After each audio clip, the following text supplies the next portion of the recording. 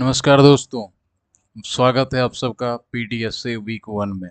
PDS से P से programming, DS से means data structure and algorithm by using Python. तो पीडीएस से में हम देख रहे होंगे डाटा स्ट्रक्चर एंड एल्गोरिथम। अब डाटा स्ट्रक्चर एल्गोरिथम क्या होती हैं, इसका हम क्यों यूज करते हैं, ठीक है, प्रोग्रामिंग से कैसे कनेक्टेड हैं, इसको यूज करने से क्या बेनिफिट्स होते हैं हमें, ये सब भी हम आगे देख रहे होंगे। बट उससे पहले मैं कुछ चीज़ें क्लियर कर दूं। आपको रेगुलर तौर पे समरीज मिलती रहेंगी आपकी लेक्चर्स की, बिल्कुल एक्सप्लेन्ड अच्छे से कॉन्साइजली, ठीक है। और अगर आपको कहीं इशू हो तो आप कमेंट बॉक्स में पूछ सकते हो। एंड उसके बाद मैं ये भी आपको बताना चाहूँगा कि आपको ओपीपी के लिए स्पेशल सपोर्ट भी दिया जाएगा, ठीक है। जीआरपीएस वगैरह की भी सॉल्यूशंस आपको वक्त वक्त पे मिलती रहेंगी। और अगर ज़रूरत पड़ी तो हम लाइव क्लासेस भी रख लेंगे आपसे पूछ के, ठीक है। तो चलिए शुरू करते हैं। तो आई होप अब जैसा कि आप लोग बिल्कुल डिप्लोमा लेवल के स्टूडेंट्स होंगे तो पाइथन तो आपने ऑलरेडी पढ़ ही रखा होगा। तो ये जो पाइथन है आपका, ठीक है, जो आपने पढ़ा था अपने फाउंडेशन लेवल में, इसी का यूज करके हमें डाटा स्ट्रक्चर एंड एल्गोरिथम पढ़ना है। अब ये क्या होता है, कैसे होता है, वो हम आगे देख रहे होंगे फिलहाल। तो जुपिटर नोटबुक, तो आप सबको तो पता ही होगा कि जुपिटर नोटबुक्स होती क्या है एक्चुअली, क्योंकि फाउंडेशन लेवल में हमने बिल्कुल अपने लास्ट वीक में पांडा और नमपाई में इसका यूज करा था, ठीक है। तो फिर इसका यूज हमें क्यों करना पड़ा, हम आईडी में भी तो कोड एग्जीक्यूट कर रहे थे, फिर हमें इसकी ज़रूरत क्यों पड़ गई, ठीक है। तो ये एक नोटबुक है, फिर मैं बोलूँ इंडिपेंडेंट इन्वायरमेंट एक तरह से, जहाँ पे कोड हम एग्जीक्यूट करते थे। तो यही यहीं से हमारी, आई मीन टू से, हमारी लेक्चर्स की स्टार्टिंग होती है। तो चलिए आगे चल के देखते हैं। सबसे पहले अगर आपको याद हो तो अब तक हम आईडीई का यूज करते हैं, ठीक है। आईडीई का यूज हम करते हैं, independent development environment, sorry, integrated development environment. जैसे कि आपका रेपलेट हो गया ऑनलाइन, ऑफलाइन में आप वीएस कोड बहुत बहुत लोग यूज़ करते हैं डेवलपर्स। तो उसमें हमें कुछ ऐसा आउटपुट मिलता था। All right. मतलब यही है कि मैनुअल एक्सटेक्ट एडिटर टू कोड राइटर है। आप एक कमांड लाइन पे हम इसे चलाते थे, जैसे आप रन करते थे तो ये बहुत इजीली आपका रन हो जाता था। फिर भाई ऐसा क्या हुआ कि हमें जुपिटर के ऊपर या फिर वैसे ही कई सारे नोटबुक्स के ऊपर शिफ्ट होना पड़ा। तो इसके वेरियस रीजंस हो सकते हैं, but some of the most important reason को हम डिस्कस करने वाले हैं, जो कि आपके लेक्चर्स में किया गया है, ठीक है। तो चलिए चलते हैं। सबसे पहले मैनुअली हम लोग अभी तक यूज कर रहे थे आईडी, जिसमें हम लोग सारे के सारे काम को मैनुअली कर रहे थे, ठीक है। आई मीन टू से आईडी आपका ये हो गया, इंटीग्रेटेड डेवलपमेंट इन्वायरमेंट। ये एक सिंगल एप्लीकेशन होती थी जिसमें आप राइट करते थे और कोड को रन करते थे, जैसे आपका रेपलेट, वही सारी चीज़ें जो भी मैंने आपको बताई। ये आपका कोड हो गया और ये उसका आउटपुट वगैरह हो गया, ठीक है। अब मुद्दा ये उठता है कि भाई अगर इतना सब कुछ था तो why do we need to use notebook like Jupyter specially for pandas NumPy. तो भाई बात ऐसी है ना कि कोलेबोरेशन की बात आ गई। आप, कोई कोड है, कोई प्रोजेक्ट है, तो आप अकेले इंजीनियर तो हो नहीं जो उसके ऊपर काम कर रहे हो, डेवलपर तो हो नहीं, कई सारे लोग होंगे। तो शेयरिंग की इशू आई, शेयरिंग के बाद परफॉर्मेंस, क्योंकि आपका जो, आई मीन टू से, जो भी आईडीई होता है वो आपके कंप्यूटर सिस्टम पे चलता है। और फिर आप जब कोड करोगे मशीन लर्निंग में तो उसमें बहुत हाई पावर चाहिए होता है कोड को एग्जीक्यूट करने के लिए, बहुत बड़ा कोड है तो आपकी कंप्यूटर की हार्डवेयर इनफ होती नहीं है उस वक्त। खैर, तो फिर आपको ज़रूरत पड़ी। अब सबसे पहले आपने जुपिटर का यूज क्यों करा, तो कोलेबोरेशन के लिए, हाई परफॉर्मेंस के लिए, और इसमें डॉक्यूमेंटेशन का फीचर मिलता है। आप डॉक्यूमेंट बना पाओ जो भी आपने कोड किया था, ठीक है। आप इसमें आपका जो भी आउटपुट आएगा, जैसे आप यहाँ देख सकते हो, मैं आपको दिखाता हूँ। सॉरी सॉरी, हाँ। अरे भाई, जैसे आप यहाँ देख पाओगे, जैसे कि आप यहाँ देख सकते हो, इसमें आउटपुट आपको पहले शो हो जाता है और इसको आप प्रिजर्व कर सकते हो। इवन आप इसको शेयर कर दोगे दूसरे के साथ, ठीक है। बट इसके आउटपुट को आप बहुत इजीली प्रिजर्व कर सकते हो। ये सारी रीजन्स। उसके बाद इसमें आपको कंट्रोल बेहतर मिलता है, जैसे कि यहाँ देखो, एक प्राइम नाम का मतलब आई मीन उसे फंक्शन है, एक और है। अगर आप इसे आईडी में करते तो आपको एरर मिल जाता, बट यहाँ आपको एरर नहीं मिलेगा। आप डिसाइड कर सकते हो कि आपको कौन सा लॉजिक चलाना है, तो इसमें कंट्रोल बेहतर मिलता है, परफॉर्मेंस बेहतर मिलती है। Some of the most important reason की अगर मैं बात करूँ तो वही है, स्विच बिटवीन डिफरेंट कोड। चाहो तो आप ये लॉजिक यूज करो या फिर ये लॉजिक यूज करो, दोनों आपको प्राइम दे रही हैं, मतलब चेक करने के लिए कि कौन सा फास्ट है, स्लो है। इसमें आपका जुपिटर नोटबुक बहुत ही ज़्यादा इंपॉर्टेंट हो जाता है, और ये काम आप आईडी से नहीं कर पाते। That's why we shift on Jupyter notebook. तो ये सारी चीज़ें तो मैंने आपको बता ही दी। और फिर उसके बाद अगर मैं आपको दिखा सकूं तो आप यहाँ देख सकते हो, ये जब भी आप कोई कोड लिखते हो ना, कुछ ऐसा ग्राफ आपको प्लॉट करना होता है पैकेज वगैरह इंपोर्ट करा के, तो वो आपको कुछ ऐसा आउटपुट देता है, और ये आईडी में मतलब अच्छे से हो नहीं पाता है। तो यही सब रीज़न है। आप यहाँ साइन के जगह पे कोसाइन कर सकते हो, चेंज कर सकते हो, तो ये ग्राफ भी चेंज होगा। ठीक है। और ये वही है, आपके आउटपुट को प्रिजर्व कर लेता है। इंपोर्ट एक्सपोर्ट आप कर सकते हो प्रोजेक्ट का, स्विच कर सकते हो कोड के बीच में, डॉक्यूमेंटेशन का ऑप्शन है आपके पास, अपने कोड को शेयर कर सकते हो। That's why we shift on Jupyter. ठीक है। तो अब बात करते हैं जुपिटर नोटबुक को, नोटबुक की, कि ये क्या क्या होता है, कैसे काम करता है, क्यों। तो हमने अगर अगर कोई आपसे पूछे कि हम इसके ऊपर आए क्यों, हमें क्या ऐसी ज़रूरत आन पड़ी कि हमें जुपिटर नोटबुक के ऊपर आना पड़ा, तो आप तो वो देख लोगे, आप बता दोगे। बट ये क्या होता है, कैसे होता है, चलिए हम उसकी बात करते हैं। तो आप यहाँ देख पा रहे होगे, इसमें सेल्स होते हैं कई सारे, ये सारे सेल्स हैं। हर सेल में अपना कोड होता है, और हर सेल एक दूसरे के इंडिपेंडेंट होता है। इसका रनिंग इन्वायरमेंट अलग है, इसका अलग है, इसका अलग है। ठीक है। मतलब अगर आप सेम नेम का कोई वेरिएबल, कोई फंक्शन डिफाइन कर रहे हो एक एक ही सेल के अंदर, जैसे इसी के अंदर आप एक बार और कुछ डिफाइन कर देते जैसे प्राइम लिस्ट, तो एरर आ सकता था। बट अगर आप दूसरे लिस्ट में डुप्लीकेट करोगे तो वो एरर नहीं देगा आपको।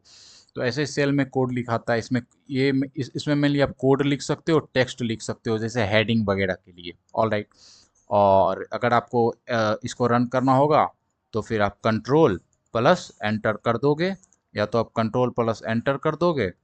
ठीक है। या फिर आप डायरेक्ट, आई मीन टू से, यहाँ पे एक साइन होता है, आप उसका मैं दिखाऊंगा आपको कोड में, आप वैसे चला सकते हो। तो फिर ये कोड की नंबर होती है जैसे जैसे एक्सिक्यूट हुआ है आपका। खैर, तो वही बोल रहा है कि सीक्वेंस जो होता है, सेल होता है, इसमें सीक्वेंस ऑफ सेल, एक सेल, दो सेल, तीन सेल, चार सेल, इसमें टोटल सेल होल्ड कोड और टेक्स्ट। जी बिल्कुल, कोड और टेक्स्ट दोनों हेल्ड कर सकता है। ये फिलहाल कोड का सेल है, तो यहाँ आप जाके पढ़ सकते हो। ठीक है। उसके बाद आप इसे रीरन कर सकते हो, इसके एनवायरनमेंट को अपडेट कर सकते हो, एट्सेट्रा एट्सेट्रा।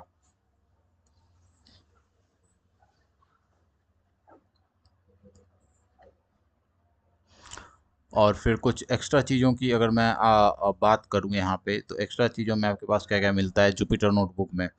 तो एमएल के लिए कई सारी आपकी लाइब्रेरीज ऑलरेडी इसके अंदर इंस्टॉल्ड होती हैं, तो आपके लिए बहुत बेहतर हो जाता है। ठीक है।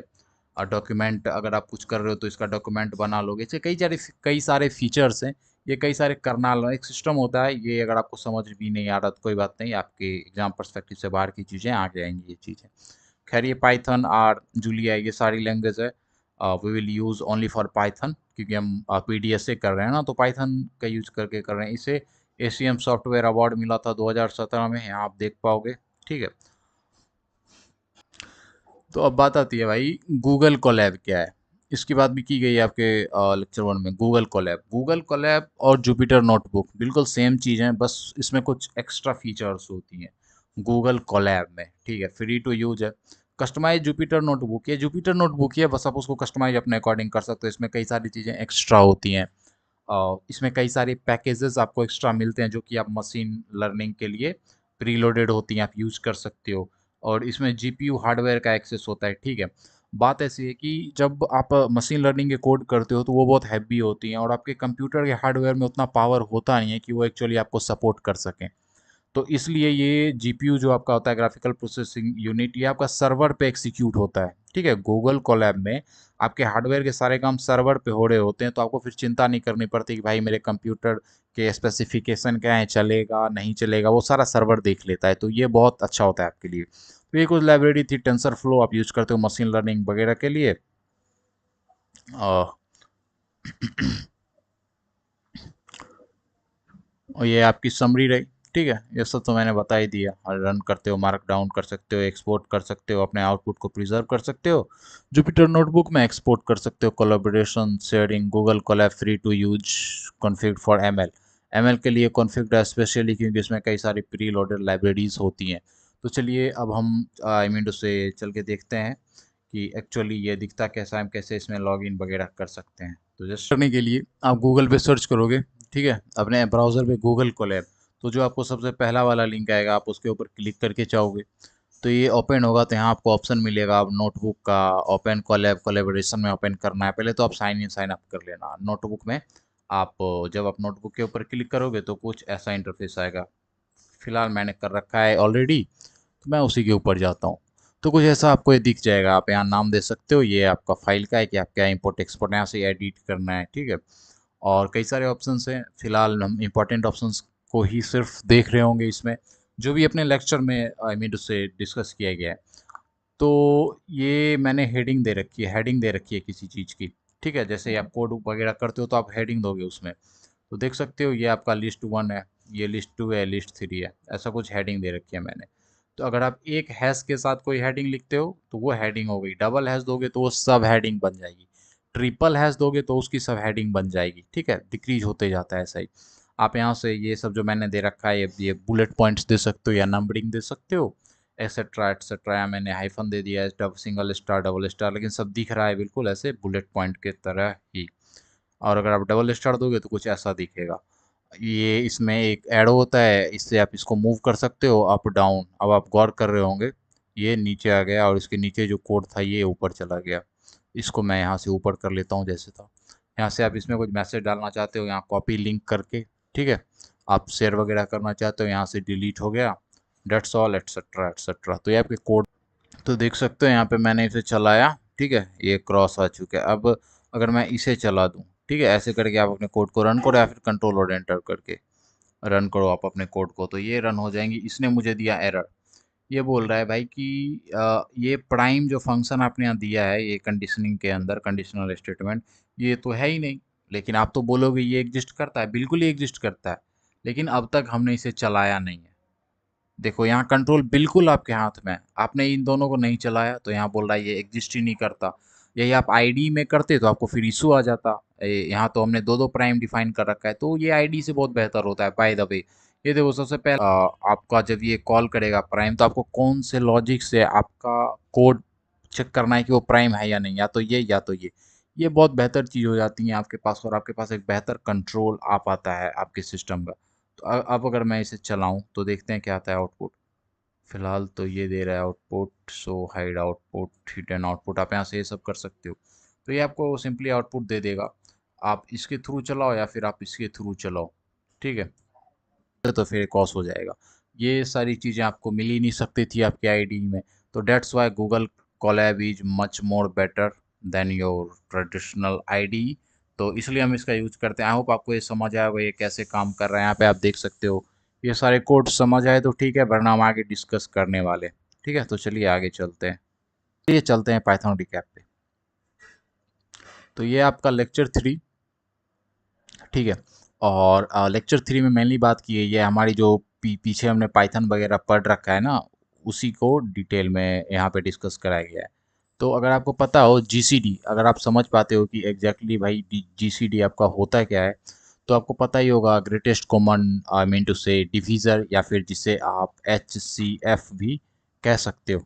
ठीक है, ग्रेटेस्ट कॉमन डिवीज़र या फिर एचसीएफ भी कह सकते हो। तो अब बात ऐसी है कि ये होता क्या है, हम कैसे कैलकुलेट करते हैं, उसका कोड यहाँ लिखा गया है। तो हम उसी को देखने वाले हैं।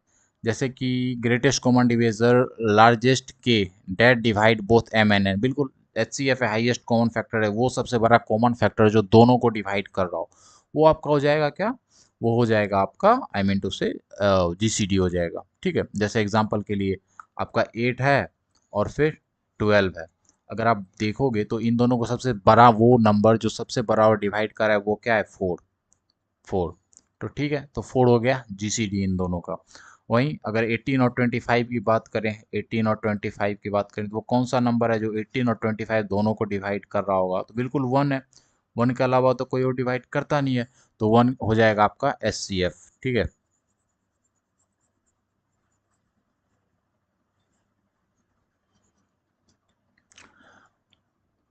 तो आई होप आपको समझ आया होगा कि जीसीडी है क्या, एससीएफ बिल्कुल वैसे हम कैसे इसको कैलकुलेट करते हैं।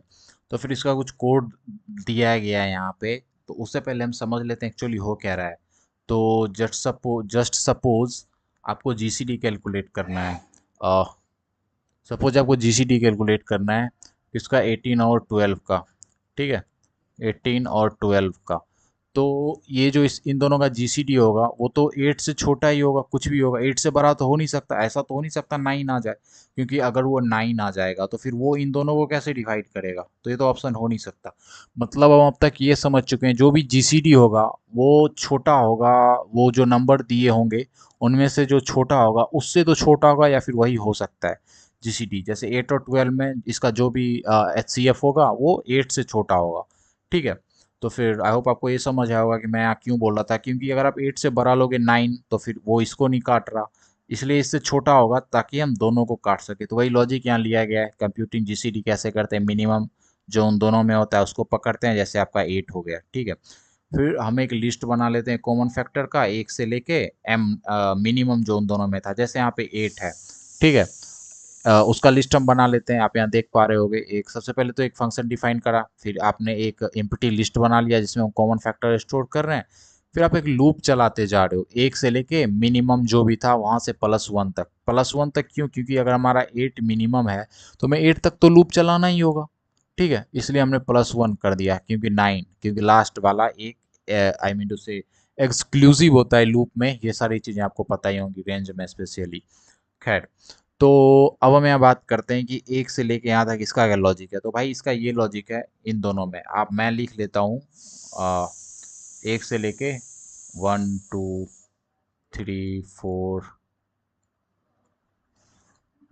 5 6 7 8। ठीक है, यहाँ तक मैंने लिख लिया, क्योंकि इससे जो भी होगा छोटा होगा इसका एचसीएफ। अब बताओ, क्या 1 दोनों को डिवाइड कर रहा है? था 1 भी कर रहा है, ठीक है, 2 कर रहा है, 2 भी कर रहा है, 3 नहीं, दोनों को नहीं कर रहा, 4 दोनों को कर रहा है, 5 नहीं, 6 नहीं, 7 नहीं, 8 नहीं। मतलब सिर्फ 4 ऐसा, 4 सबसे बड़ा फैक्टर है जो कि दोनों को डिवाइड कर रहा है, इसलिए हमारा आंसर हो जाएगा 4। इसके लिए हमें लूप चलाना पड़ेगा, हमें बिल्कुल 1 से लेके जो भी मिनिमम आया था उससे +1 तक जाना पड़ेगा। तो उसका ये लॉजिक रहा। फिर आप वही चेक कर लोगे, कट रहा है, एम एम को भी काट रहा होगा, एन को भी, मतलब दोनों नंबर को, 8 को भी काट रहा होगा, 12 को भी काट रहा होगा। अगर ऐसा है तो आप अपेंड कर दोगे।